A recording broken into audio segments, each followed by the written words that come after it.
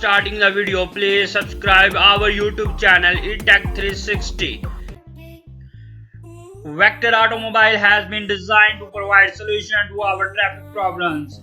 Dear friend, designed by Pakistani engineer Bilal Majid. Vector Automobile has been designed to provide solutions to our traffic problems. With more vehicles, building more roads might not always be possible. So there's got to be something smarter that we can do to solve those issues. This concept project offers an alternative vehicle to the high volume of automobiles hitting the roads.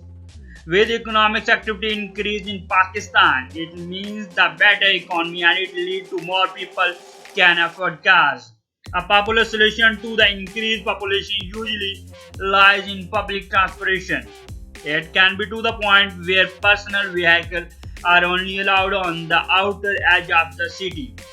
With vector vehicle, passengers don't need to be bound to the public transportation. The single person vehicle can hit the road and reduce traffic, especially in major cities of the country. The size is just half of a standard car, but it offers the same comfort level as cars.